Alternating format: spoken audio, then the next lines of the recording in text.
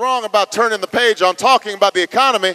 What we need to do is turn the page on 8 years of economic policies that put Wall Street before Main Street and ended up hurting both.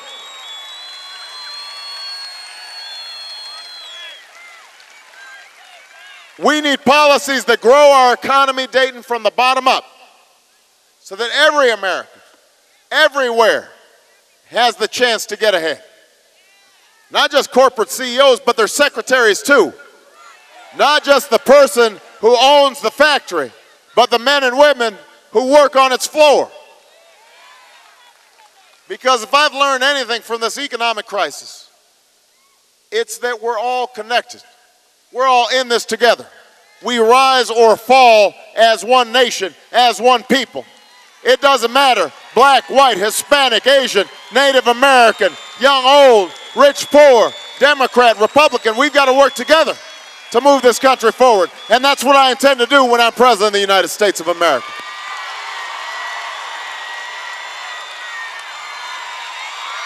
The rescue.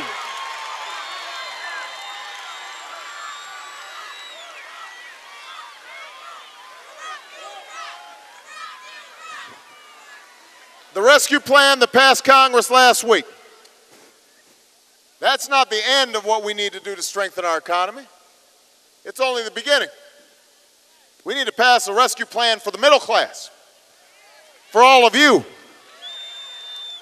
We need to pass a rescue plan that will provide every family immediate relief to cope with rising food and gas prices, to save 1 million jobs by rebuilding our roads and our schools, putting people back to work, helping states and cities like Dayton avoid budget cuts and tax increases. We should extend expiring unemployment benefits to those Americans who've lost their jobs and they were working hard trying to find a new one. We need to give them a little bit more of a break.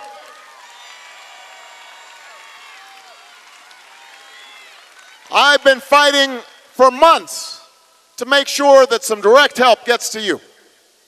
My opponents said nothing, and that's the choice in this election.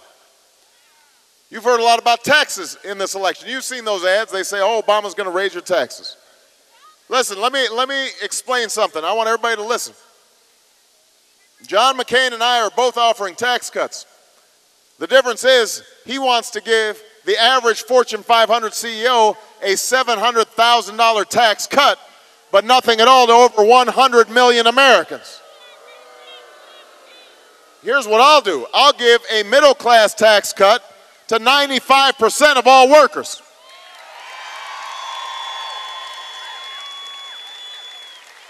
And let me ask you a question, Dayton. I want to ask this audience. How many of you make more than $250,000 a year? Raise your hand. How many people make less than $250,000 a year? Raise your hand. If you make less than $250,000 a year, you will not see your taxes increase one single dime. Not your payroll taxes, not your income taxes, not your capital gain taxes, because the last thing you need is a tax hike in this economy. Now, my opponent wants to give $200 billion with a B in tax cuts to the biggest corporations in America. Oil companies would get $4 billion more in tax breaks. I'm going to eliminate capital gains taxes for small businesses, for the startups that will create the high-wage, high-tech jobs of tomorrow. John McCain wants to give tax breaks to corporations that are shipping jobs overseas. If I'm president, we're going to end those tax breaks and give them to companies that are creating jobs right here in Dayton, Ohio.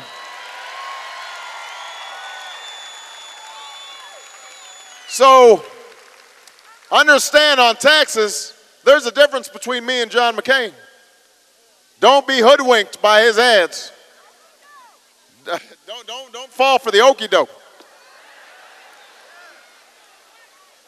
You know, think about it. Senator McCain's first reaction to this economic crisis was to say the fundamentals of our economy are strong. Well, I don't know about you, but where I come from, there's nothing more fundamental than a job. Not just because it's a source of income, but because it's a source of self-respect. It's a source of dignity. And if we want to turn this economy around and lead the world in the 21st century, then we better focus on what's going on here in Ohio. We better focus on what's happening in the Midwest. We better focus on what's happening in Dayton. We have to create the high-wage jobs of tomorrow right here. So if I am president, I will finally fix our broken health care system. My opponent talks about giving every family a tax credit to buy health care. What he doesn't mention is he's also going to tax your benefits for the first time in history. How many people here get health care from their employer? Raise your hand. How many people don't have health care at all? All right, if you've got health care from your employer, then here's what I'm going to do. I'm going to lower your premiums, but you can keep your plan. If you don't have health care, you're going to be able to buy the same kind of health care that I have as a member of Congress because you pay my salary. You shouldn't have worse health care than I do.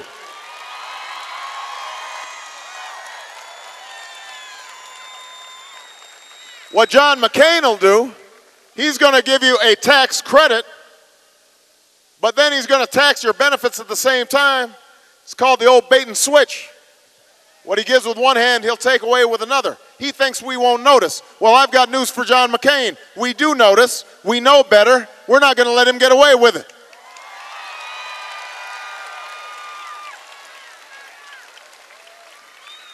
This issue of health care is personal for me. You know, my mother died of ovarian cancer at the age of 53. I mentioned this at the debate the other night. I will never forget how she spent the final months of her life lying in a hospital bed, fighting with her insurance company because they claimed that her cancer was a pre-existing condition. They didn't want to pay for her treatment. When I'm president, I will make sure those insurance companies can never do that again. I will make sure that they are not discriminating against those who are sick and need help the most. So just understand, when John McCain says, I'm going to have some big government plan, and he wants to give you choice, what he really means is he's going to give you the choice of going out there on your own with a $5,000 tax credit to try to buy $12,000 health insurance. And what I'm going to do is I'm going to let you keep your health insurance. We'll lower your premiums. And if you don't have it, you're going to be able to get health insurance for the first time.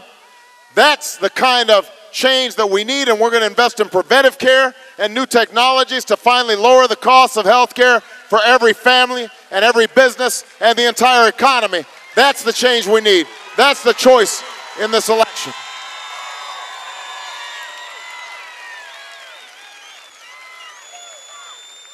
Now, that will help. That will help small businesses and large businesses create more jobs, but we're going to have to do more than that. So if I'm president, I'm going to invest $15 billion a year in renewable sources of energy to create 5 million new green jobs over the next decade, jobs that pay well and can't be outsourced. We'll open up that old steel plant and start building solar panels and wind turbines. We'll work with area farmers to make sure that we're developing the new biofuels that are more efficient. We will make sure that the fuel-efficient cars of tomorrow aren't made in Japan or South Korea, but they're made right here in the United States of America. We will create the jobs that will end our dependence on oil from the Middle East, but also put millions of people all across the country back to work. And you know, we can put 2 million people here in the country back to work as well if we start rebuilding our crumbling schools and roads and bridges, because it's time to rebuild America.